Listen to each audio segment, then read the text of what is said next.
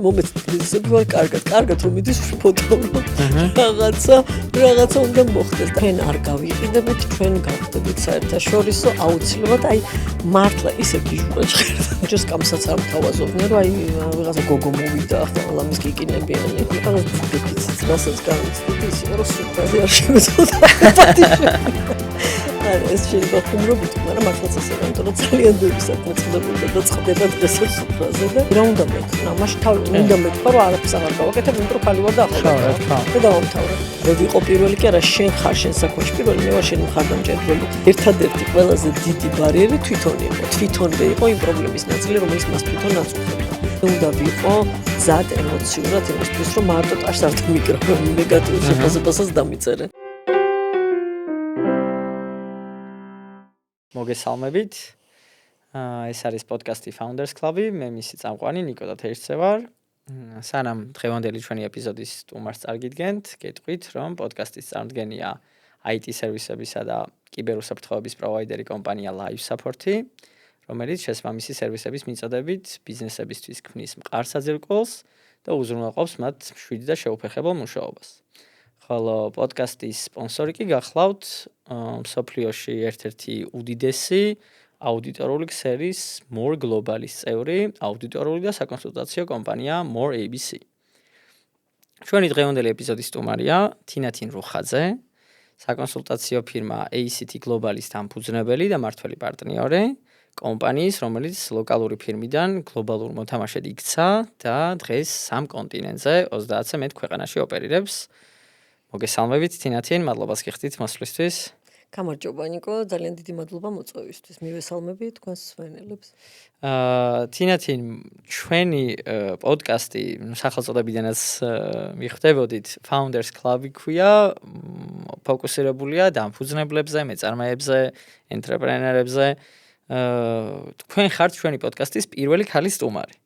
რაც ჩვენთვის ორმაგად სასიხარულო და საინტერესოა და ჩემთვის დიდი პატივი. ამ მიმართულებით აუცილებლად მექნება კითხვები ქალების როლზე ბიზნესში და ასე შემდეგ, თუმცა პირველ რიგში კითხავდით თქვენს ბექგრაუნდზე, თქვენი კომპანიის საწყისებზე, როგორც თქვენი რეზიუმედან შევიტყვეთ, კომპანიის მართვის კუთხით კონსალტინგში 20 წელზე მეტი დროის გამოცდილება გაქვთ. დარწმუნებული ვარ, მაყურებლისთვის ძალიან საინტერესო იქნება, რომ მოგვიყვეთ ACT Global-ის შესახებ, როდის დააფუძნეთ ის, როგორი იყო პირველი ნაბიჯები ბაზარზე დამკვიდრების პროცესში. უკვე ძალიან დიდი ისტორია აქვს ACT-ის, 23 წლის არის ჩვენი კომპანია. და უკვე იმდენჯერ მოვყევი მისი დაარსების ისტორია, რომ აღარ ვიცი საინტერესოდ მეორჯერ როგორ შეიძლება მოვყვეთ. თემა ის არის, რომ ანუ საინტერესო რაც შეიძლება ამაში იყოს, ის არის, რომ ჩვენ გავჩდით ისეთ დროს, ისეთ ეპოქაში, როდესაც კვლევა, საკონსულტაციო მომსახურება, მონაცემები, მარკეტინგი, ბიზნესი ჩანასახში იყო საქართველოში. ანუ 2002 წლის დეკემბერში დავაფუძნეთ და ოპერაციები დავიწყეთ 2003 წლიდან, პირდაპირ იანვრიდან. და ამ მოცემულობაში, როდესაც არც სფერო იყო ცნობილი, არც ბიზნესებისთვის, ანუ ეს სერვისი საერთოდ გაუგებარი იყო და არ ჰქონდა ნდობა თვითონ სფეროს, იმ სფეროს, რომელშიც ჩვენ მუშაობდით. და არ მქონდა არც პერსონალური ცნობადობა ან ნდობა, რომ ჩემს პირად ავტორიტეტზე ამეშენებინა, მაშინ 29 წლის გოგო ვიყავი, რომელსაც სულ რამდენიმე წლის სამუშაო გამოცდილება ჰქონდა და ანუ ფაქტობრივად რაღაცა კედლის მტრობას გავდა ის რაც ჩვენ დავიწყეთ, რის სიკეთებაც ჩვენ დავიწყეთ, მაგრამ იმ პერიოდში ყველაზე დიდი ძალა ეს იყო ერთის მხრივ ჩემი პარტნიორები, რომლებმაც ეს იდეა დაიჯერეს და თქვეს რომ რატომაც არა მოდი გავაკეთოთ და ჩვენ წამოვედით ჩვენი სამსახურებიდან და დავიწყეთ ამ ბიზნესის კეთება, მაშინ როცა არავის ამისი არ სჯეროდა, მაგრამ სადღაც აღარ მახსოვს ვისი ავტორის ვინ იყო ამ სიტყვების, მაგრამ თუ ერთ ადამიანს მაინც დააჯერებ შენ იდეას, მე შეიძლება სამყაროს დააჯერო, აი მართლა სულ მახსოვს ეს, რომ ერთი ადამიანი მაინც თუ ყავს, რომელიც გეუბნება გიჟურ იდეას, რომ ოკეი, მოდი დავიწყოთ რა მაგარია, ან მე შენ გვერდზე ვარ, ეს არის უდიდესი ძალა, რომელიც პირველ ამბიჯს გადმევინებს და მე ვფიქრობ, ეს იყო ერთ-ერთი უდიდესი მართლაც მხარდაჭერა იმ მოცემულ მომენტში ჩემი პარტნიორებისგან, მეგობრებისგან და მეორე იყო რწმენა იმ იდეის, რასაც ვაკეთებდით. მიუხედავად იმისა, რომ დიდი ცნობადობა არ ქონდა როგორც თქვი ამ სფეროს, არც კვლევას და არც საკონსულტაციო მომსახურებას არავინ არ იცნობდა და ქალები ბიზნესში საერთოდ თქვენს კითხვით, რომ ეხლა 2026-ში 2026 წელს პირველი ქალი დამფუძნებელი ყავთ სტუმრად. მართლა როცა ამდენი ნათელი მაგალითი ყავს ძალიან ბევრი წარმატებული ქალი, მაშინ წარმოიდგინეთ 23 წლის წინ. როგორი დეფიციტი იქნებოდა? ხო, ანუ არა თუ არ ჩანდნენ. ეხლა მაგალითად შეიძლება ვილაპარაკოთ იმაზე, რომ ნაკლებად ჩანან, მაგრამ მაშინ არც იყვნენ ბიზნესში, ამდენი ქალი არ იყო ბიზნესში და მათ მიმართ პატივისცემა და აღიარება და მათი უნარების აღიარება ნამდვილად არ იყო იმ დონეზე. ანუ ეხლაც ვერ ვიტყვით, რომ ანუ ეხლაც გვჭირდება ქალებს, რომ თავი დავიმკვიდროთ და დავამტკიცოთ, რომ რაღაც შეგვიძლია, მაგრამ მაშინ მით უმეტეს. და ამ მოცემულობაში უბრალოდ გვჯეროდა, რომ რაღაცა ძალიან ძვირფას ვაკეთებდით. ჩვენ გვჯეროდა, რომ ცოდნა ძალა თუ მისი გამოყენება იცი და რომ ის დრო მოვიდა, როდესაც ამას ფასი ექნებოდა.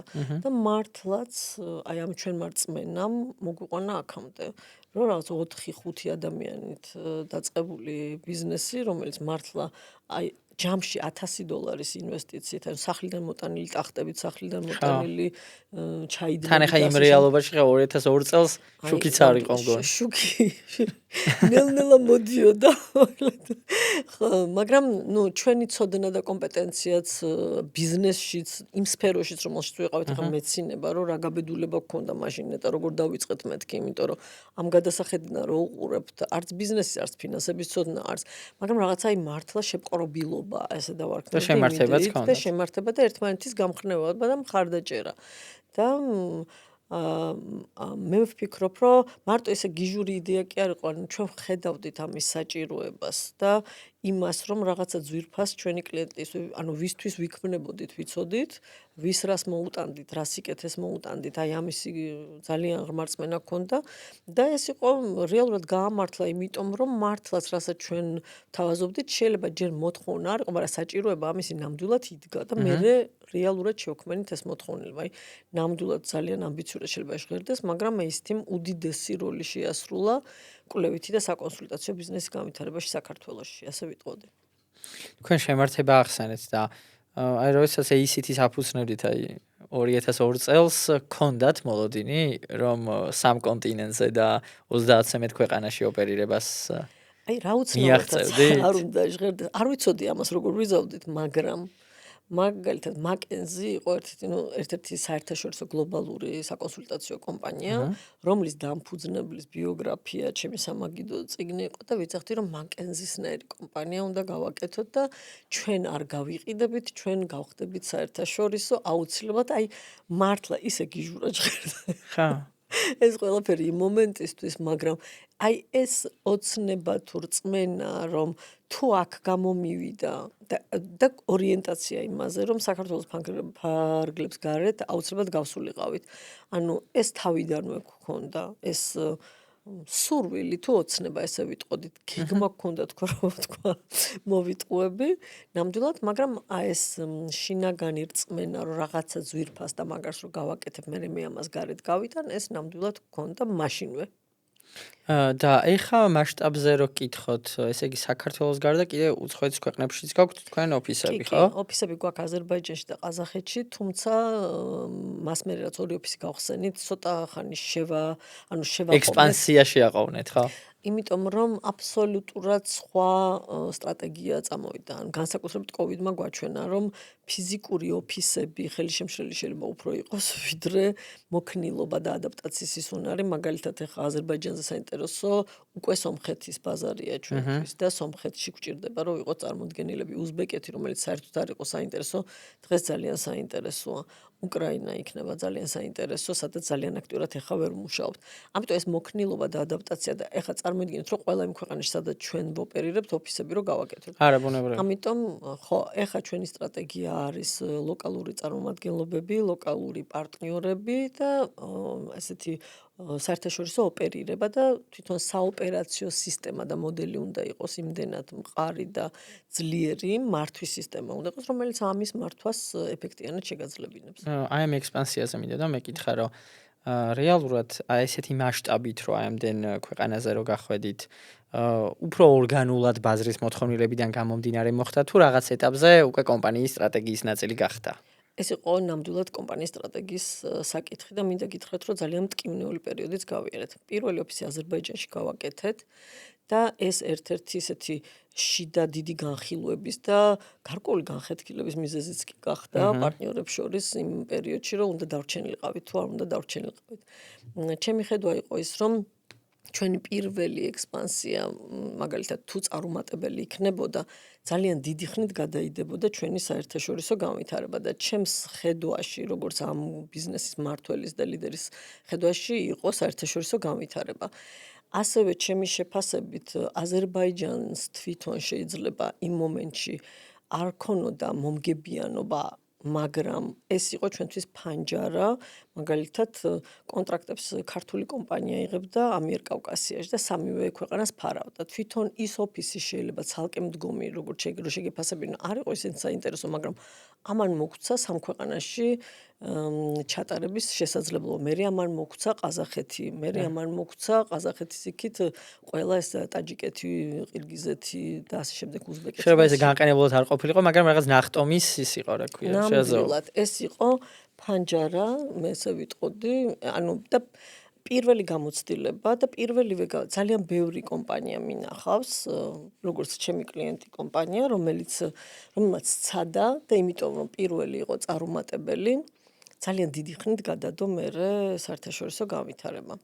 მეორეს მხრივ, რა თქმა უნდა, ეხლა აი ამ კუთხით რო უყურებ, შეძლებოდა რომ მეორეს მხრივ შეგვემსუბუქებინა რაღაც უფრო მეტი შეგვესწავლა, სანამ გადავხტებოდით და იქ დროშას დავარჯობდით და ოფისს გავაკეთებდით. შეძლებოდა მეტი დაკვირვება მოგვეხდინა ამაზე. უამრავი, ეხლა წარსულს რო გადავხედავ, შეიძლება ბევრად უკეთესად რაღაცები გაგვეკეთებინა, მაგალითად თუნდაც ის, რომ სულ სხვა მართვა არის საერთაშორისო ორგანიზაციის მართვა და სულ სხვა არის ლოკალური კომპანიის მართვა. ანუ სისტემები საერთოდ არ იყო ამისთვის მზად და ფაქტობრივად მე ვიყავი ის ჯაჭვი, რომელიც და არა სისტემა, რომელზეც ეს ოფისები ოპერირებდნენ. და ძალიან ბევრი წელი გაგრძელდა ასე და აი ახლა მაგალითად როცა 30 ქვეყანაზე ვლაპარაკობთ, ეს სისტემა მოწყობილი არის ოფისების გარეშე მუშაობაზე. ამას აქვს ციფრული პლატფორმა, ამას აქვს მართვის სისტემა, ამას ვიცით საერთაშორისო პროექტები, როგორ უნდა მართოთ პარტნიორებისთან, ურთიერთობის მართვის სისტემა. ანუ ეხლა ამისთვის მზად ვართ და მაშინ რა თქმა უნდა ძალიან მტკივნეული პროცესი იყო. აი ეს სირთულეები ახსენეთ და კიდე ერთი რაღაც მინდოდა მეკითხა მაგ კუთხით, რომ ეს საკონსულტაციო და კვლევითი ბიზნესი ხო ძალიან სპეციფიკურია და სირთულეების კუთხით, აი ქართული კომპანიისთვის რამდენად რთული იყო მოეპოვებინა უცხოურ ბაზარზე ნდობა, სადაც სხვაგვარი ბიზნეს კულტურა არის. აი ამას შეეხებოდით რეალურად ახლა შუა აზიის ქვეყნებშიც და ნუ აზერბაიჯანის განსხვავებული ბიზნეს კულტურის მქონე ქვეყანა. ცალსახად ბიზნესის კუთხე. ნახეთ, ჩვენს კომპანიაში არის ორი რამდენიმე განსხვავებული მიმართულება, ჯერ ერთი ეს უნდა აღვნიშნო, კვლევა ერთია, მენეჯმენტ საკონსულტაციო მიმართულება არის ის, რომელიც კორპორატიულ ბაზარზე მუშაობს, ანუ ბიზნეს მსხვილ და საშუალო და მსხვილ ბიზნესებს ვემუშავებით ძირითადად. განვითარების კონსალტინგი, ესე ქვია, development კონსალტინგი, რომელთაც ჩვენ ვემუშავებით მსხვილ ფინანსურ ინსტიტუტებს, საერთაშორისო დონორებს და უცხოურ მთავრობებს, სხვადასხვა ქვეყნის მთავრობას ვემუშავებით და ეს ინსტიტუტი, რომელიც ლიდერშიპის განვითარებას უწყობს ხელს. თვითონ ბიზნეს ხაზი ჩვენთან ორია. ერთი არის ეს საერთაშორისო დონორები, რომელიც ვთქვი და ფინანსური ინსტიტუტები და მეორე ბიზნესი. ბიზნესის თვალსაზრისით სულ სხვა დინამიკა და სულ სხვა ბაზრებია საინტერესო და ამ მეორე ხაზის მიმართულებით სულ სხვა. ნუ ჩვენ თავიდანვე სტრატეგიად ავირჩიეთ, რომ განვითარებად ქვეყნებზე ქონოდა ფოკუსი. საქართველოს სპეციფიკიდან გამომდინარე, ანუ ჩვენ ვიყავით უნიკალური кейსი, შემთხვევა, სადაც ბიზნესიც ვითარდებოდა და დონორები ძალიან აქტიურად მუშაობდნენ და შესაბამისად ჩვენ მოგვეცა უნიკალური შანსი იმისი, რომ ერთ სეგმენტზეც მიგვეღო გამოცდილება და მეორეზე. კიდევ ის რაც იყო ასე ვთქვათ გამოწვევა რომ საქართველოს ბაზარი პატარა ამან სამაგიეროდ უპირატესობა ის მოგვიტანა რომ ფაქტობრივად სფერო არ არის ბიზნესში რომელსაც არ შევხებივართ ავტომატოდან დაწყებული ფარმაციით და ყველა ინდუსტრია მოიცავით სხვა გზა არ გქონდა ანუ თუ დიდ ქვეყნებში არის რომ შეიძლება სპეციფიური ანუ სპეციალიზირებული იყოს მაგალითად მარტო ფარმაცევტიკაზე ან სპეციალიზირებული იყოს მარტო ავტოზე ანუ ეგეთი ფუფუნება ჩვენ არ გქონდა სამაგიეროდ ამან შეგვიქმნა უზარმაზარი გამოცდილება და პორტფელი სხვადასხვა ინდუსტრიებში ასევე უნიკალობა ჩვენი არის იმაში რომ ჩვენთან ეს ორივე ძალიან იშვიათად შეხვდებით კომპანიას სადაც ასე თანაბრად აი ზუსტად 50% 50-ზე აი ესეთი ბალანსით მიდის ეს ორი მიმართულება სეგმენტი და საჯარო ანუ რასაც საჯაროს ვეძახით ხო აი ამ ორ სეგმენტთან მუშაობა იმიტომ რომ ან ერთში არიან ძალიან ძლიერები ან მეორეში ჩვენ თავიდანვე გვქონდა კონცენტრაცია და დივერსიფიკაცია ყოველთვის იყო ჩვენი ბიზნესის და სიმყარისთვის და ეს იყო როგორც აი სეგმენტური დივერსიფიკაცია, ესე გეოგრაფიული დივერსიფიკაცია. მე ვფიქრობ, რომ აი ამან მოგვცა ჩვენ ძალიან დიდი უპირატესობა და რომ შევდიოდით მაგალითად იგივე აზერბაიჯანში და ყაზახეთში, აი სრულიად ნულიდან მე პირადად თვეში ერთ კვირას ვატარებდი ყაზახეთში, როცა ოფისს ვწნიდით. ანუ ჩვენი გამოცდილების გაზიარებით და იმ წარმატებული შემთხვევების кейსების გაზიარებით ვიხდებოდით საინტერესო და თვითონ ქვეყანას ქონდა იმ ეტაპზე ნდობა რომ ამათ ანუ განსხვავებით სხვა განვითარებადი ქვეყნების და აი პოსტსაბჭოთა ქვეყნებიდან განსხვავებით ჩვენ ვიყავით ვარსკვლავი რა რეგიონში და შესაბამისად ქართველებმა იციან როგორ გააკეთონ ამერიკელებზე იაფი არის ევროპელებზე იაფია და კარგად იციან ამერიკელებთან გამუშავების გამოცდილება აქვს ევროპელებთან მუშაობის გამოცდილება აქვს და ჩვენ გვქონდა ეს ნდობა ბიზნეს სეგმენტში. რაც შეეხება საერთაშორისო ან საჯარო აქ უკვე სრულიად სატენდერო პროცესი არის და ამაში ჩვენ უძლიერესი სისტემა ავაწყეთ, რომ თვითონ ტენდერების მონიტორინგი და ავაწყეთ გუნდი, რომელიც იყო ძალიან ძლიერი ანალიტიკაში, წერაში, პროექტის მენეჯმენტში და სფერო სპეციფიური ექსპერტების უზარმაზარი ბაზა გვაქვს, რომელსაც ახლა არ შეიძლება რომ სოფლის მეურნეობაშიც, ენერგეტიკაში მე ყველაფერში სპეციალისტები ვიყოთ. ანუ ჩვენ ვარ ძირითადად კარგი ეკონომისტები გვყავს, სოციოლოგები გვყავს, სტატისტიკოსები გვყავს, კვლევის მიზნებისთვის ხო?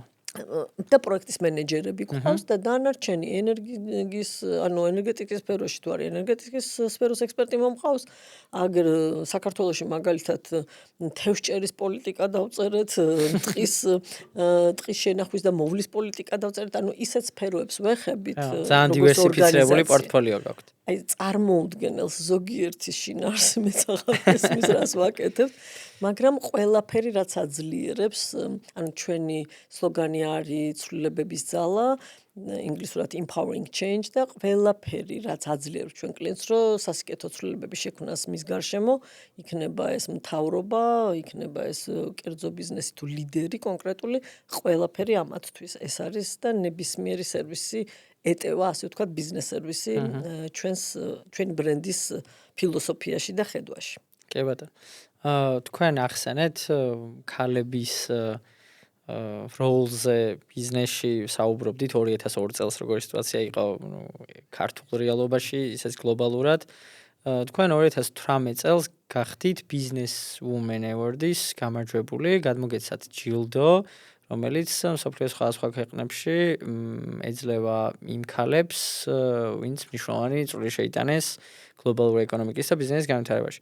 უშუალოდ სანამ ჯილდოის და ამ აღიარებაზე გადავალ, მინდა რამდენიმე კითხვა დაგისვათ ზოგადად ბიზნესში ქალების როლთან დაკავშირებით. აი თქვენ როცა კარიერას იწყებდით, ACT-ის აფუძნებდით, რამდენად ხშირად გიწევდათ, ყოფილიყავით ერთადერთი ქალი ოთახში, სადაც მნიშვნელოვანი ბიზნეს გადაწყვეტილებები მიიღებოდა, როგორი იყო ეს გამოცდილება და რა შეგძინათ აი ამ გამოცდილებას? ფაქტობრივად ქალებთან არ მივმუშაობ.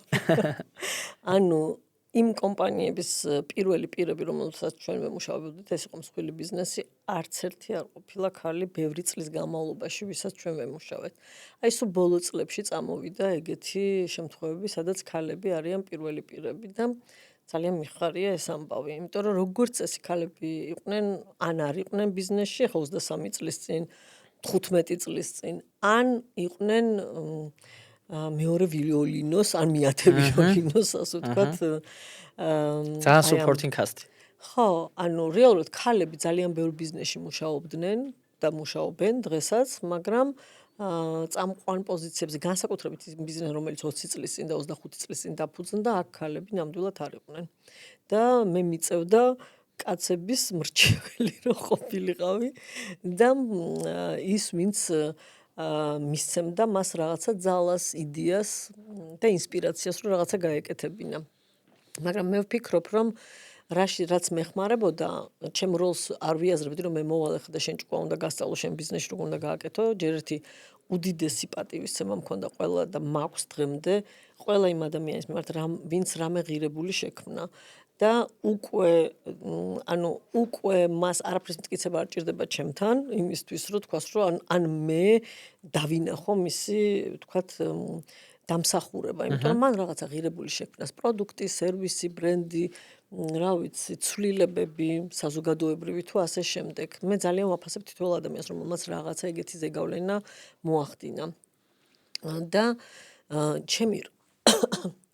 ჩემს როლს უფრო ვხედავ როგორც მხარდამჭერს და empowering change, იმიტომ არის რომ მხარდამჭერის როლი, ანუ გამაძლიერებელი, შენ რაც გჭირდება, რომ უფრო ძლიერი გახდე, ის კი არა რომ სუსტი ხარ, მაგრამ გვერდიდან ხედვა გჭირდება, რაღაცა იდეა გჭირდება, მონაცემი გჭირდება, რომ სწორი გადაწყვეტილება მიიღო, მაგრამ გადაწყვეტილება შენია. მე შეიძლება ჩემი ხედვით, ჩემი გარედან დანახული და მაგრამ ინიციატივა არ შეიძლება იყოს ჩემი, მე ვერ გადაუწყვიტავ ვერავის მის ბიზნესში რა გააკეთოს.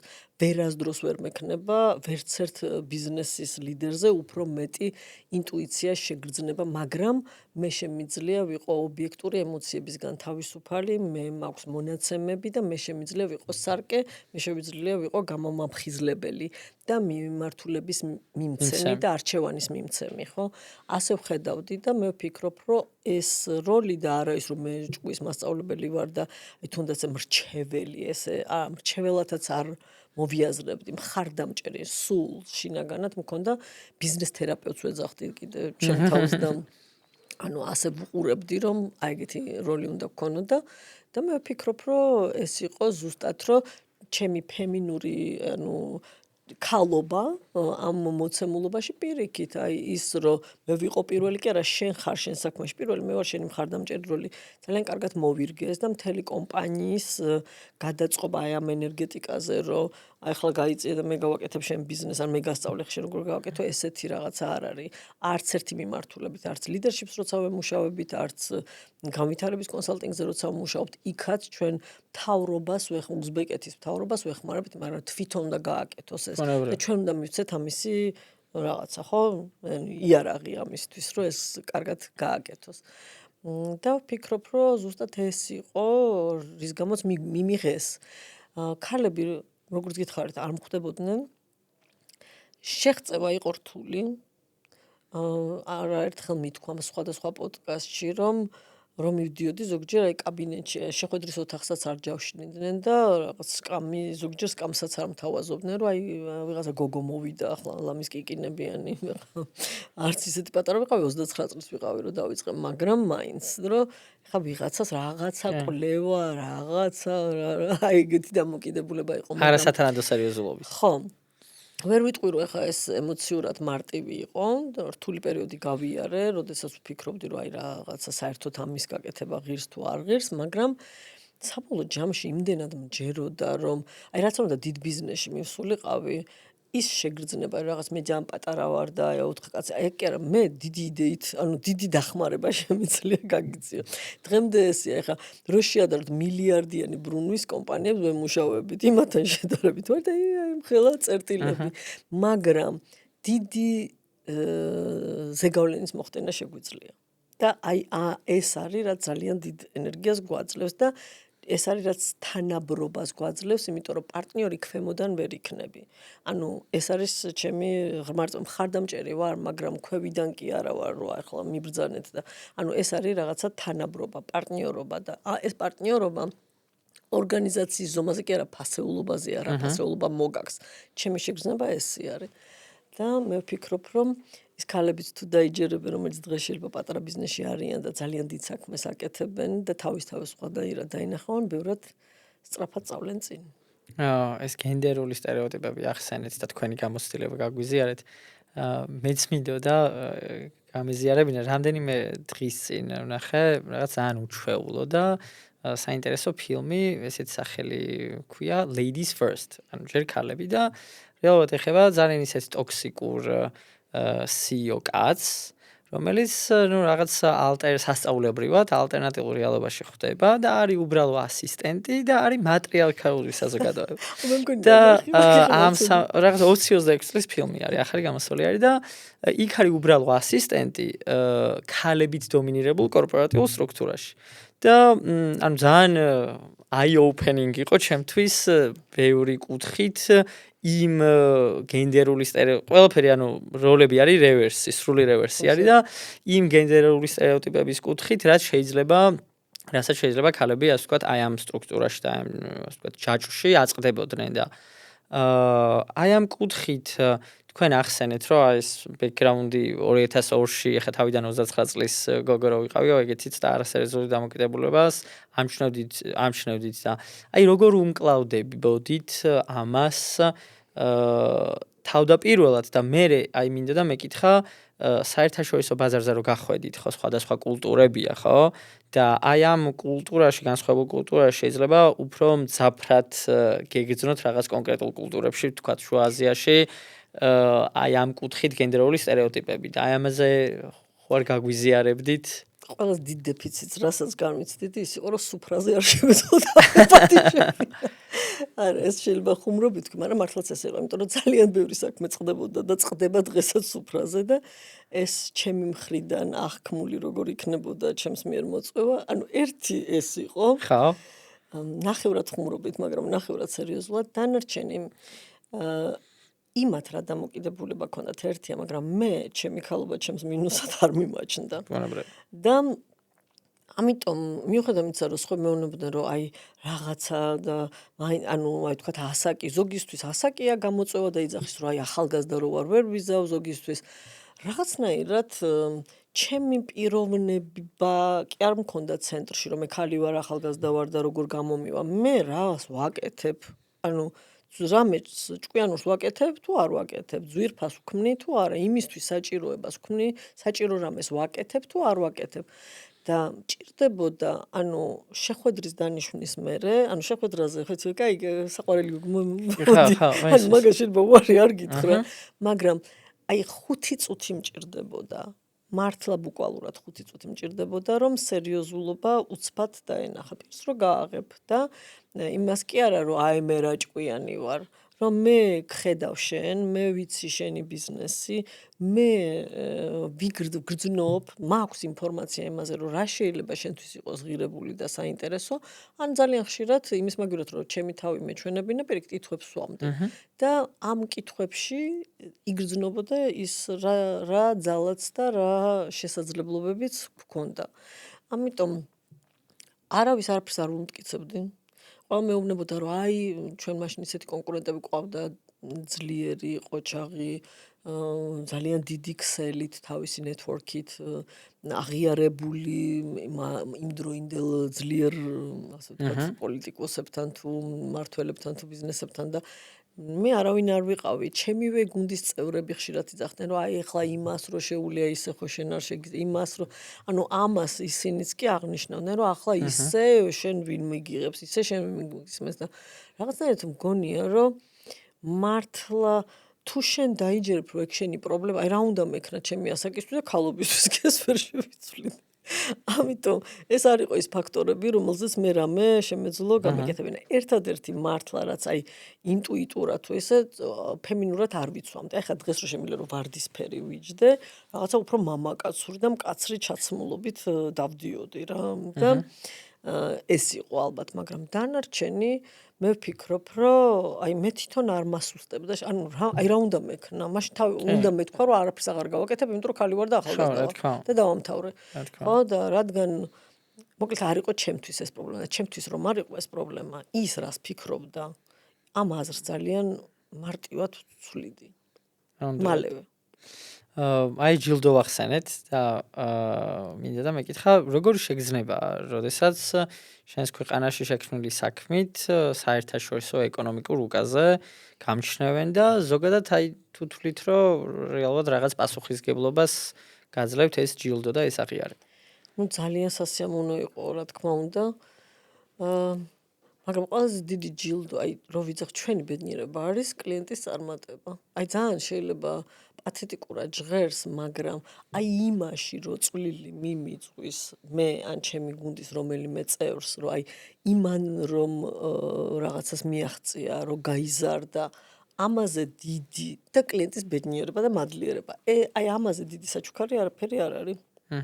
ახლა ყველა ჯილდო და აღიარება არის ძალიან ღირებული, რა თქმა უნდა, მაგრამ მაინც ყველაზე ღირებული ჩემთვის ეგ არის. რომ მართლაც რომ შეუძლია თქვა, აი შენთან, ანუ თქვენ უშუალო წვლილი რომ აი იგიცხვით. ხო რაღაცა დიდის რაღაცა კვალი დავტოვეთ ორგანიზაციაში, რაღაცა მას მივეცით ისეთი ბიძგი, რომ რაღაცა გაორმაგდა, გაიზარდა, საზღვარგარეთ გავიდა, გადალახა, კრიზისიდან ამოვიდა, გაძლიერდა, რაღაცა ძალიან მაგარი პროდუქტი შექმნა, რაღაც ძალიან მაგარი, ანუ აი ამის ნაწილი რო ვარ ან development consulting-ში, რომ რა ვიცი, მთელი ერების ბედი შეიძლება იყოს გადაწყვეტილი, რა დაინერგება, ანუ მათი ეკონომიკური მდგომარეობა როგორ შეიცვლება, როგორი გზები იქნება, როგორი ენერგო ინფრასტრუქტურა იქნება და ასე შემდეგ და ასე შემდეგ. რა ვიცი, აი ამ ხელ რაღაცებში რო ვიღებთ მონაწილეობას, როგორ უნდა გვიგრძნოთ თავი პატარად ჯერ ერთი და ამაზე მაგარი ჯილდო რა უნდა იყოს. თუმცა ის ჯილდოც გამეხარდა ერთადერთი გული დამწყდა ის, რომ 18 იყო თუ 19 ზუსტად არ მახსოვს, მაგრამ კოვიდის გამო საფრანგეთში შევიდა წავსულიყო. აღარ მოხერხდა. ხო, ეგ მაგაზე გული დამწყდა ნამუშევარს. ისევ კომპანიასთან თქვენ საქმიანობას რომ მიუბრუნდეთ, ნუ რეალურად ხა სამ კონტინენტზე ოპერირება ნიშნავს სხვადასხვა დროის სარტყელს, სხვადასხვა კულტურას, სხვადასხვა სამუშაო ეთიკას. რა არის თავარი საიდუმლო იმის, რომ კომპანიამ სხვადასხვა ქვეყანაში ერთიანი მაღარი ხარისხი და თან თავისი იდენტობა შეინარჩუნოს. ლოკალური პარტნიორები, ანუ ძალიან მნიშვნელოვანი არის, იმიტომ რომ აი აქაც ძალიან ხშირად შეცდომას უშვებდნენ ხოლმე უცხოელი კონსულტანტები, რომ რაც არ უნდა დიდი გამოსლება გქონდეს, ლოკალური სპეციფიკა არის და ამის ცოდნა არის უდიდესი მნიშვნელობის.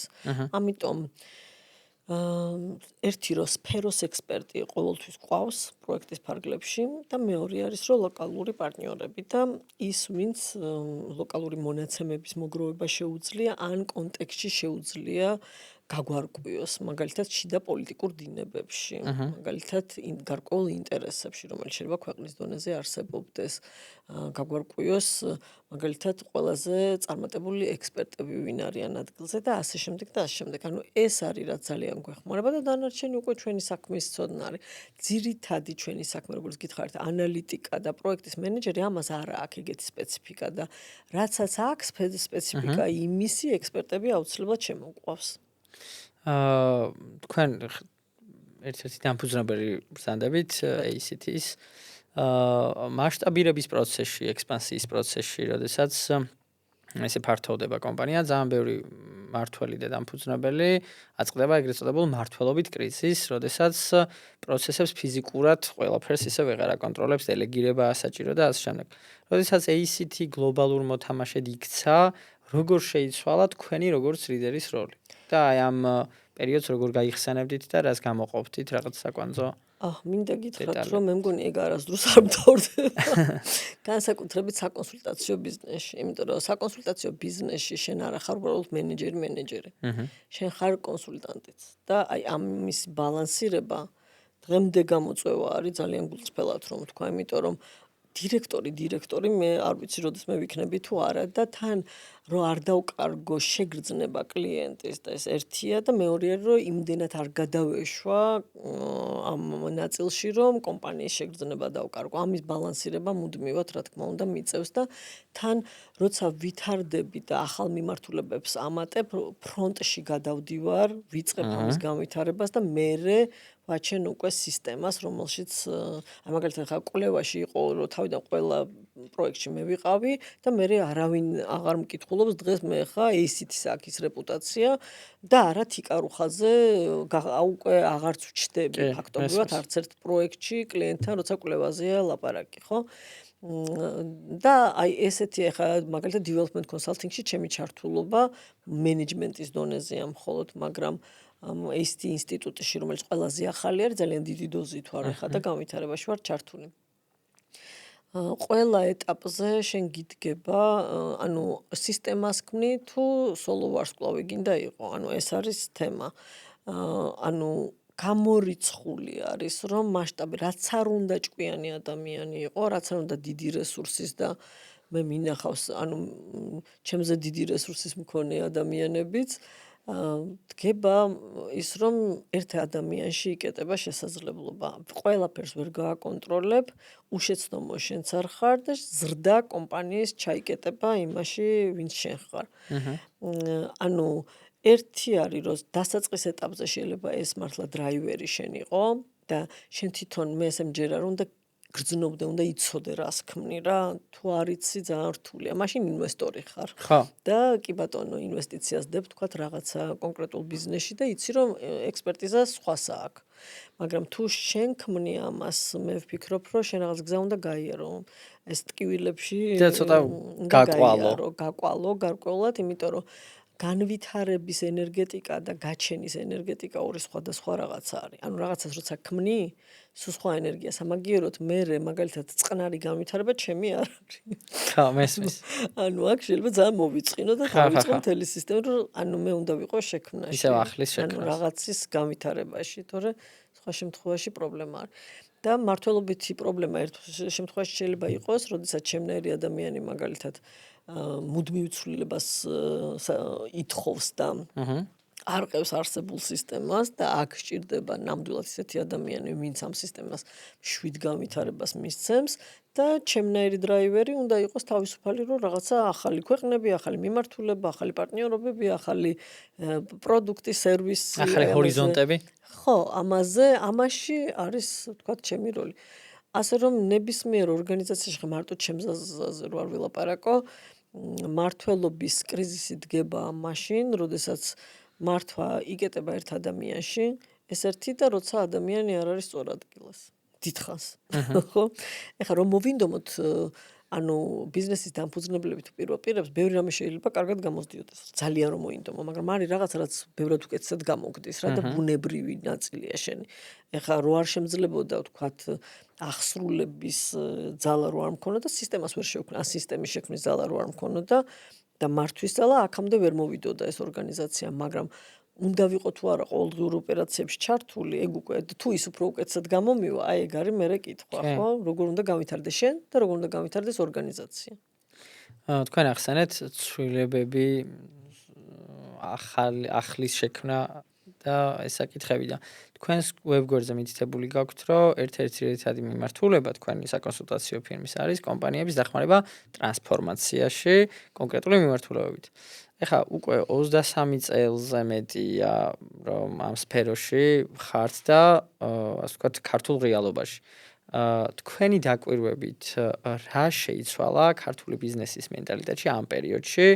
ანუ ადრე უფრო მარტივად მიდიოდნენ კომპანიები ტრანსფორმაციის იდეამდე, თუ დღეს უფრო მეტად აცნობიერებენ ამის საჭიროებას? აი ამ კუთხით თქვენი გამოცდილებით, აი სიტყვა ტრანსფორმაცია 10 წლის წინ მე მგონი არც ვიცოდით ბიზნესში. 10-15 და 23 წლის წინ. 23 წლის წინ იყო, რომ ვსწავლობდით ბიზნესის კეთებას რა. ანუ აი წარმოიდგინეთ, ყველაზე მსხვილი კომპანიებიც კი 30 წელზე დიდი არც ერთი, ანუ ეხლა დღეს რაც არის, ხო, ბაზარზე ჩვენ 23-ის ვართ და აი რა ვიცი, TBC ბანკი რამხელა არის, ანუ 30, ხო, 30, ანუ აი მაქსიმუმ რამდენი წლის არის ეს ბიზნესები, რომელიც დღეს ფეხზე დგას. ძალიან პატარა ისტორია აქვს თანამედროვე ბიზნესს საქართველოში. და პირველი ეტაპი ეს იყო, რომ შედგეს რაღაცა, ვსწავლობდით ყველა ერთად ბიზნესის კეთებას. და პოსტსაბჭოთაიდან გამოვდიოდით, რომ ეს ცუდი არ არის და რომ ამისთვის არ დავისჯებით. ანუ ჯერ ეს ქონდა სასწაული, იმიტომ რომ დღემდე იძახიან, რომ არ უყვართ ბიზნესმენები საქართველოში, იმიტომ რომ ეს საბჭოთა მენტალობიდან რომ მდიდრები ცუდები არიან და ბოროტები არიან. დიდრები, ვაჭრები და რაღაც ეგეთი ნუ სტერეოტიპები. ვაჭრობაში რო არიან და ვაჭრობა რო ცუდი ხა, სიტყვა ხა, არის, ხა, ხა. ისევ მაგ მენტალობაში რო ვართ, რომ აი რაღაცა ცუდი არის. ჯერ კიდევ არის ეს. მე ესე მგონია. ცვლილებები ყოველთვის ხდებოდა, მაგრამ ეხლა რა თქმა უნდა არ ვიქნები ორიგინალური და ვიტყვი, რომ ეხლა ბოლო პერიოდში რა ტემპიც აკრიფა და კოვიდის შემდგომ რაც და AI-ის ასე ვთქვათ, ასეთი განვითარებამ რა ცვლილებების საჭიროებაც გამოავლინა და დააჩქარა, ეგეთი პერიოდი არ ყოფილა.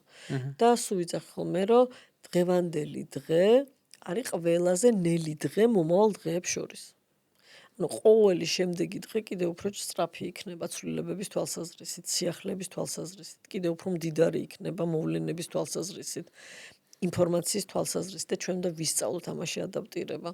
და ამ ტემპისთვის აწყობა. ტრანსფორმაციაც კი უკვე გაცვდა, სიტყვა ჩვენ მაგაზე ვილსაუბრობდით, იმიტომ რომ ტრანსფორმაცია კი არა, მუდმივი ადაპტაციის ეტაპი. ანუ რეალურად შენ ახლა გჭირდება მუდმივი ადაპტაცია და სიმტკიცის და სიძლიერის და მოქნილობის ერთდროულად ქონა ორგანიზაციას.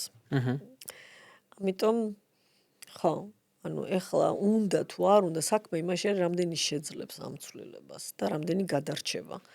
რამდენი ეხლა თუ ჩაკეტილ ბაზრად დავრჩით და ამ ქვეყანაში არავის არაფერი ისკეთება არ მოუნდა, მაშინ შეიძლება ერთხელ კარგი იყოს იმ ქართული ბიზნესისთვის.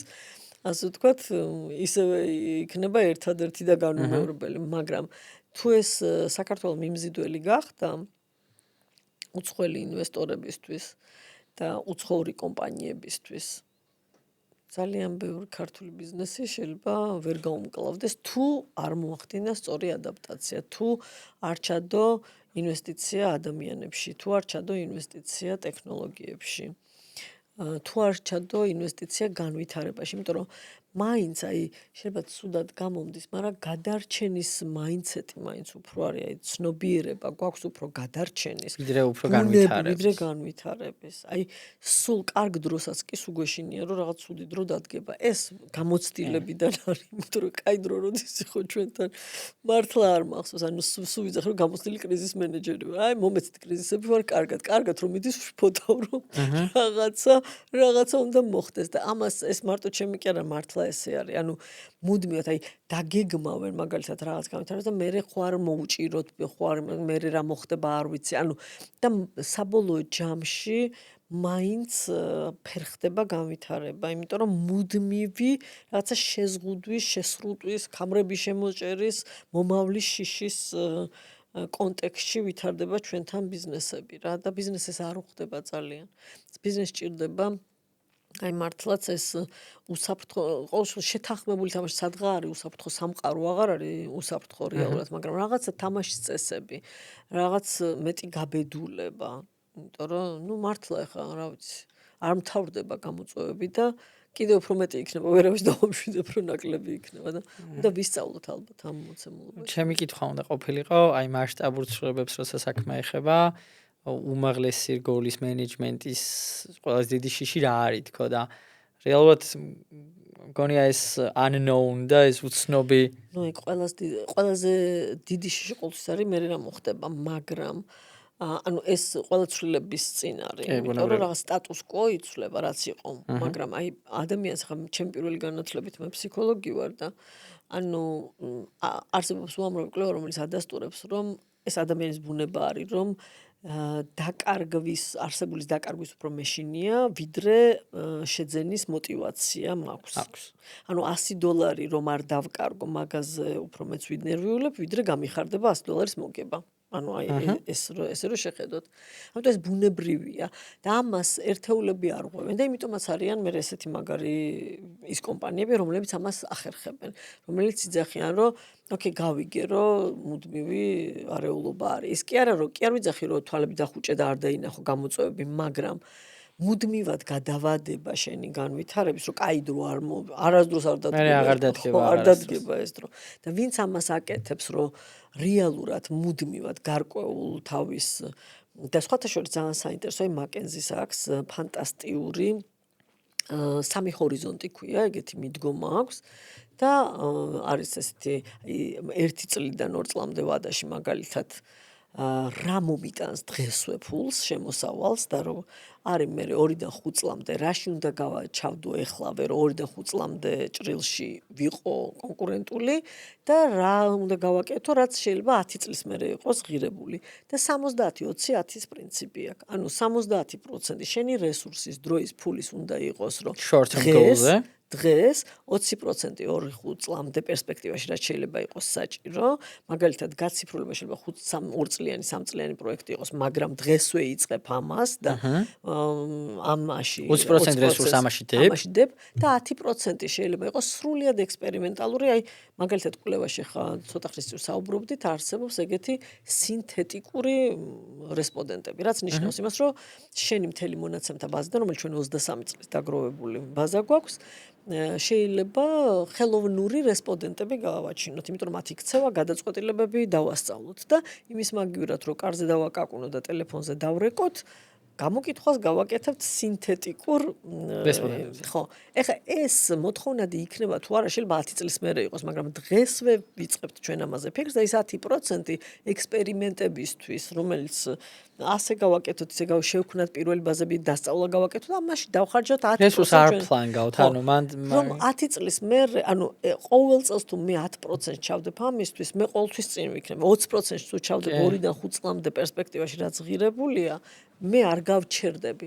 და როგორც კი ესიც ირღვევა, ზოგი არის მეც მომსულია ჩემი ოცნებებიდან გამომდინარე სულ მომავალში მინდოდა რომ უფრო მეტი რესურსი გადამისროლია იმაში ცოტა long term აი მაგალითად eye tracker-ში გადავიხადეთ თვალის მოძრაობას აფიქსირებ და იმ დროს და ვერც ერთი პროექტი ფაქტობრივად ანუ 3-4 პროექტის მეტი ვერ გავყიდეთ მე და უზარმაზარი ფული ჩავდეთ მაგ ტექნოლოგიაში იმიტომ რომ ჯერ არ იყო ეს მოთხოვნა არ ქონდა მისი მზაობა ანუ მაგალითად ეხლა რომ შემეფასებინა ასე რომ მე რომ ხედავ რომ ეს მომავალში არის ეს მომავალი არ დამდგარა ჯერ და დღეს შეიძლება გიჭირდეს და მომავალში ფულს დებდ ეგეც პრობლემა არის მაგრამ მუდმივად დღევანდელ კვერცხზე იყო კონცენტრირებული და არაფერი აი 20-10% არ გადადო იმისთვის რაც არის ხვალინდელი ესეც ძალიან დიდი გამოწვევა და საბოლოო ჯამში ჩამორჩები ძალიან ჩამორჩები ფსიქოლოგია ახსენეთ თქვენ ესე იგი ფსიქოლოგის ხარისხს რო ფლობთ,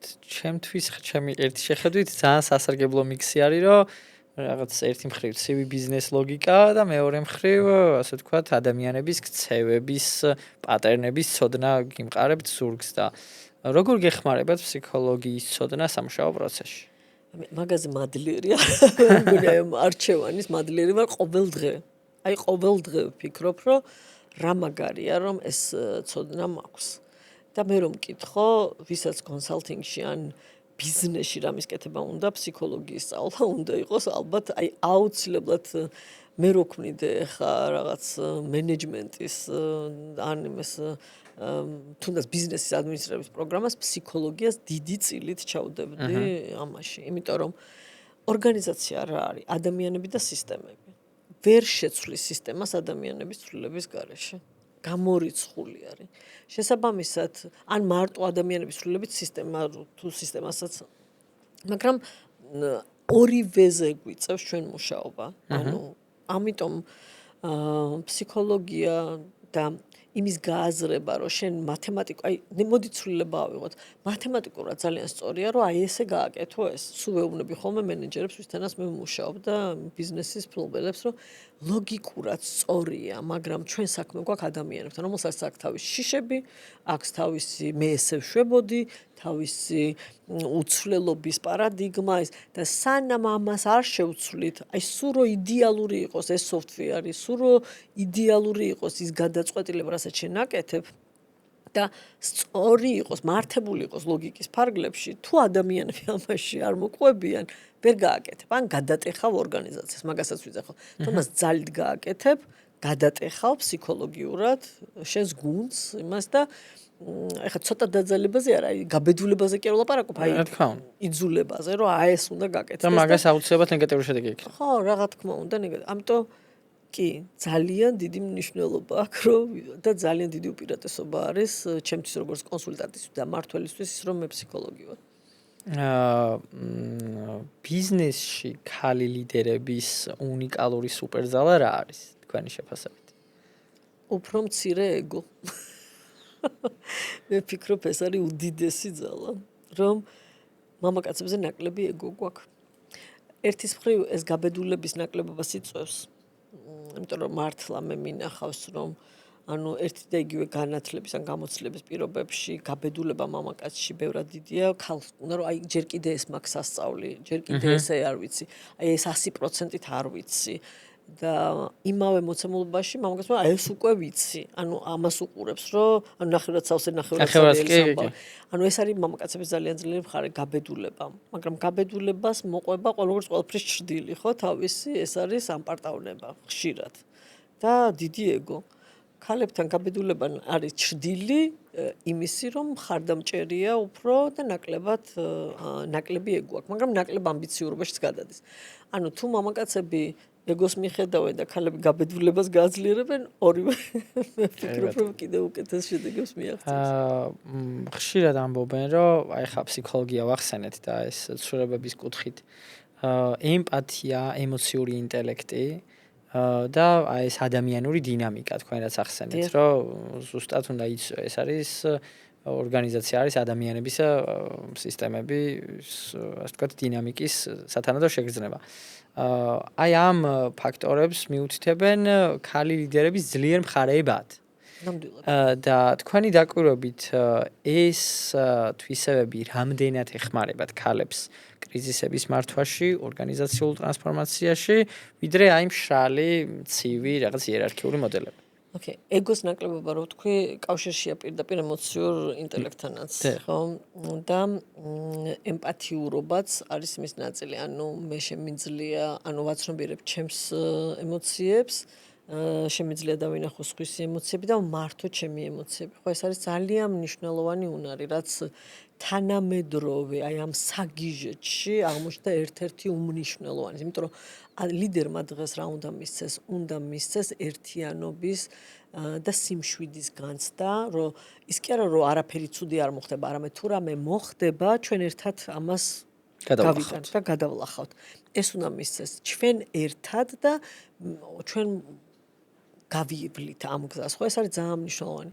ამ კონტექსტში ემპათიურობა არის ძალიან მნიშვნელოვანი, მაგრამ გაბედულებაც მნიშვნელოვანი. ამიტომ ერთის მხრივ ქალის სიძლიერი არის ემპათიურობა და ემოციური ინტელექტი, მაგრამ თუ ამას თან არ ახლავს გაბედულება, ასეთივე, ასე ვთქვათ, ფრთანაკლულია, როგორც მამაკაცი, რომელსაც აქვს გაბედულება და არ გააჩნია ემპათია და ან სხვების ემოციური მხარდაჭერის, ან ზოგადად მხარდაჭერის სურვილი. ამიტომ მე ვიტყოდი, რომ აი ერთმანეთისგან ეს გვაქვს სასწაული. აი ეს ფსიქოლოგიური ფაქტორები და ასპექტები რო ახსენეთ. შეგიძლიათ აი ანონიმურობის დაცვით რაიმე кейსი პირობითად გაგვიზიაროთ, როდესაც აი პროექტის ან რაღაც კომპანიის ბედი გადაწყვიტა არა რაღაცა შალმა კონკრეტულმა მიდგომამ, არამედ აი ფსიქოლოგიურმა მიდგომამ და აი ამ უხილავი დინამიკის მართვამ, რაც არის კი, ნამდვილად. ფაქტობრივად ყველა ჩვენი кейსი ეგეთია. 80% ჩემი დროის მეხარჯება ლიდერებთან მუშაობაში. და 20% არის რეალურად ის მონაცემი, ბიზნესის ცოდნა და ასე შემდეგ. ფაქტობრივად ყველა ჩვენი кейსი არის იმის შესახებ, ანუ ადამიანებმა, რომლებიც არიან მართვაში, რეალობის დანახვაში ხელს უშლის საკუთარი შიში ან ამბიცია. თორე ან და ეს სიბრმავე ან ბრმაწერტილები მოდის ძალიან ხშირად იმისგან, რომ რაღაცა მინდა დავინახო, სხვებს ვეხმარები და მე საკუთარ ბიზნესში იგივე დამართვნია, რომ რაღაც მინდა რომ ასე მოხდეს და ამიტომ მგონია რომ ეს ერთადერთი სცენარია და ასე ნამდვილად მოხდება. მიუხედავად რომ ვამაყობ ჩემი კრიტიკული აზროვნებით, მინდა გითხრათ, რომ საკუთარ ემოციებში ან საკუთარ სურვილებში როცა ხარ, ეს ადამიანს ემართება. შესაბამისად, ფაქტობრივად ყველა кейსი ჩვენი ეგეთია. ნებისმიერი სტრუქტურის ცვლილება არის დაკავშირებული მაგალითად იმ შიშებთან, რომ ვიქნები თუ არა საჭირო, მე რო აქ აღარ ვიქნები, ვინ ვიქნები მე, თუ ამ საქმეს აღარ გავაკეთებ, დელეგირების თემაზე, ანუ ტირის ერთის მხრივ დაიძახის, რომ დავიღალე და აღარ შემიძლია და მეორეს მხრივ ხელიდან ვერ უშვებს, იმიტომ რომ ასე გონია, რომ ეს არის მისი აღიარების, რომ ის თუ ამას აღარ გააკეთებს, მაშინ ვინ იქნება, სტატუსს დაკარგავს. ზოგისთვის სტატუსია და თქვათ პოზიცია, მაგრამ ზოგისთვის ბევრად უფრო ხშირად არის, რომ მნიშვნელოვნების შეგრძნება და გონია, რომ თუ ამ საქმეს არ გააკეთებს, მაშინ ის მნიშვნელოვანი აღარ იქნება და საერთოდ ვერ წარმოუდგენია მისი ახალი როლი რა უნდა იყოს და მაგალითად ამაში ვეხმარებით. და როგორც კი დაინახავს, აი სულ ცოტა ხნის წინ მქონდა მართლა ერთ-ერთ პროექტში და ადამიანი ძახს, რომ ეს სუხანძრების ჩაქრობაში მაშინ მეუბნები, რომ აი წარმოიდგინე, რომ ამაში შენი გუნდის წევრები არიან ძალიან ყოჩა. არა, არ არსებობს, მე თუ არ ჩავერი. აი წარმოიდგინე, რომ ძალიან კარგები არიან. მაშინ შენ რას გააკეთებდი? 15 წუთი დამჭირდა ამაზე, რომ არა, კაცო, შანსი, ანუ და შანსი თქვათ არის ეს შანსი. და პირველად დაიწყო ფიქრი, რას გააკეთე. არ ვიცი, მე რეთქო, რომ აი არ ვიცი, ეხლა თუ ესე ფეხი-ფეხზე უნდა გადავიდო და აი სანამ ეს გავარღვია და მე რო დაინახა, რომ ამას გავაკეთე, რო ჩამოთვალ და მე ვეკითხები, რომ ეხლა ეს უფრო სტრატეგიულია შენი კომპანიისთვის და უფრო ღირებულია თუ ის, რასაც დღეს აკეთებ. არა, ეხლა რაც ვთქვი, ის უფრო ღირა. როგორც კი ეს გაცნობიერება მოდის, მომენტალურად უკვე მზაობა მასში არის, რომ ხელი გაუშვას. იმიტომ რომ სანამ ადამიანი თავის ახალ როლს ვერ ხედავს, ის ხელს არ გაუშვებს იმას, რაც და attachment-ი აქვს იმასთან. ხო, რა თქმა უნდა. და აი ეს ამხელა ბარიერის გადალახვა მომიწია, რომ დაენახა, რომ სინამდვილეში, რაც არ უნდა მე მეთქვა, მოდი კაცო ეს გაკეთე, ის გააკეთე, ანუ ეს პროცესი თვითონ და გაიაროს და ამიტომ აი ესეთი მიდგომით, რომ თვითონ და ჯერთი მე რა ვიცი რა უნდა გააკეთოს იმან სტრატეგიულ დონეზე, თვითონ იცის სინამდვილეში, მაგრამ მე მივეხმარე, რომ დაენახა თავისი სტრატეგიული როლი და ამ საოპერაციო რუტინიდან როგორ შეიძლება და სტრატეგიულ როლში ასულიყო. სანამ ამას არ დაინახავდა, მისი მნიშვნელოვნება ეს იყო, რომ ყველაზე მაგარი ხანძრების ჩამოქრელი, ანუ ყველაზე მაგარი მეხანძრე იყო. მაგალითად, ხო, პირობითად, მეტაფორულად, მაგრამ როგორც კი დაინახა ეს ახალი როლი, მე უკვე ერთი სული აქვს, რომ უკვე თურმე აღმოჩნდება, რომ ადამიანებიც მოიპოვება ეგეთი პროცესი შეიძლება რომ სხვანაირად დაალაგდეს, ყველაფერი შეიძლება თურმე ერთადერთი ყველაზე დიდი ბარიერი თვითონვე იყო იმ პრობლემის ნაწილი, რომელიც მას თვითონ აწუხებდა. და ამას ვაწყდებით ყველგან. მაგალითად, ბიზნესის ზრდაზე. ანუ შენივე შიშები, ცვლილების აფერხებს ბიზნესის ზრდას. შენივე წარმოდგენა იმის შესახებ, რა შეიძლება გააკეთო და რა შეიძლება არა, ეს არ უნდა შეიცვალოს. რაღაცებზე, ანუ რეპუტაცია ჩვენი დაინგრევა, ჩვენ რო ეხა ამ იმაში შევამციროთ რაღაცა. და მე გამოვჩნდებით, რომ მაგალითად დავპატარავდით რაღაცაზე. თუ ეს შენ გაგზრდის, ანუ ეხა დაპატარავდები, მაგრამ შენ რესურს მიმართავ სხვა მიმართულებით და ხვალ ორჯერ დიდი იქნები, მაგრამ იმას რო ეპოტინები, რაც როგორ თქვა, აი ცუდ სიტყვას დამპალია, მოსაშორებელია, მოძველებულია. მაგრამ თავისად რომ მიაჩნია. ხო, აი, იმიტომ რომ ეს გონია, რომ ეს არის მისი, აი ეს დროებითი მტკივნე რომ მოიჭრა, იმიტომ რომ მტკივნეულია რომ მოიჭრა, ხო? ის რაც უკვე აღარ მუშაობს, რაც დამპალი არის, დამპალი ქსოვილი არის, მაგრამ ამას თუ არ მოიშორებ, ახალი არ ამოვა. ანუ ამის გაცნობიერებაც არ არის ხოლმე მარტო. აი ამ როლს ვასრულებთ. კი, ძირითადად. და ამას მარტო მე მგონია შენ გონია კი არა. ანუ ერთი ფსიქოლოგიის ენაზე, მაგრამ მეორე უკვე არის მონაცემის ენაზე. ხო, მაგრამ რაც არ უნდა მონაცემები დაუდო, ეს საქმე რაში არის? ცხვირწინ რო უდევს. მე მათ შორის ხებზე არ ვილაპარაკ, აი ცხვირწინ რო, აი ეს რომ მე იმას რა მოვა, აი ეს ადამიანი, აი ახლა როგორია, აი ეს მე იმას ეწყინება იმას, ანუ ეს ადამიანური ფაქტორები ხო არ არსებობს რომელიმე კომპანიაში არ იყოს, იმიტომ რომ მაშინ ადამიანები იქ არ მუშაობენ, ესე იგი თუ ადამიანების პრობლემები, სადაც ადამიანები არიან, ეგ თემები ყოველთვის არსებობს. ძალიან საინტერესო საკითხებს შევეხეთ.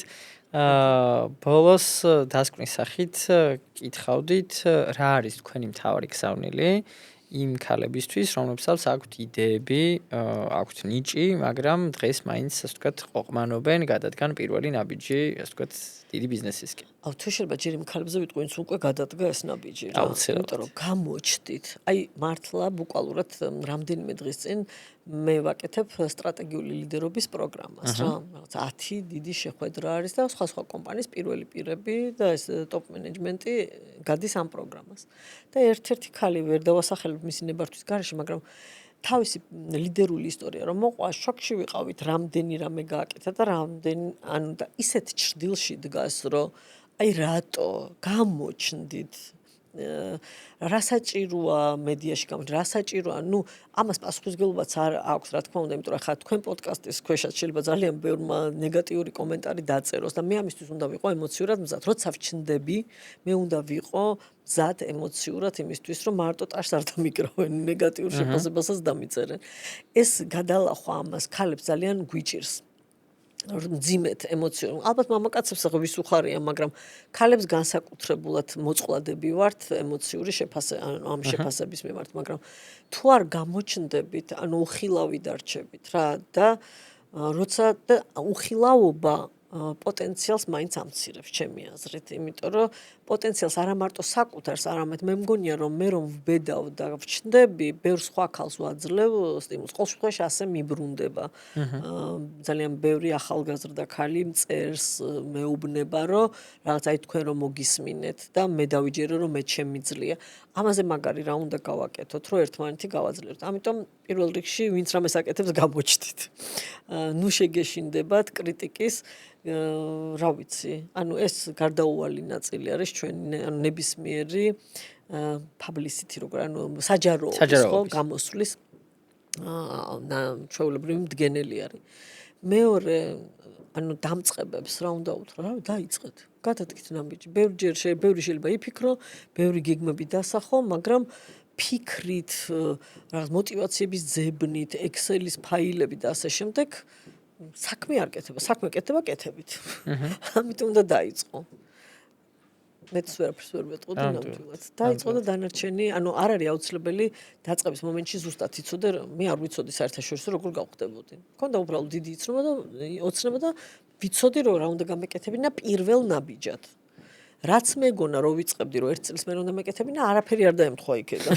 ანუ მე ჯერ არ მახსოვს სტარტაპებთანაც ხშირად მაქვს ურთიერთობა რომ პირველადი გეგმით წასულიყოს რომელიმე სტარტაპის ან დამწყები ბიზნესის საქმე. იმიტომ რომ იმ მომენტში რაც ვიცით იმ ბიზნესის ან არის აბსოლუტურად წარმოდგენა და აბსოლუტურად ექსპერიმენტს ვიწყებთ, როცა ვიწყებთ. აი ამ ექსპერიმენტის გამბედაობა უნდა გქონდეს, უნდა დავიწყოთ და მე დანარჩენი გამოჩნდება. ძალიან სასიამოვნო იყო და ძალიან დიდი მადლობა ესეთი საინტერესო საუბრისთვის. თქვენ ძალიან დიდი მადლობა, ისე გავიდეთ რომ ვერ ვიგრძენი. მადლობა ასეთი კითხვებისთვის. მადლობთ.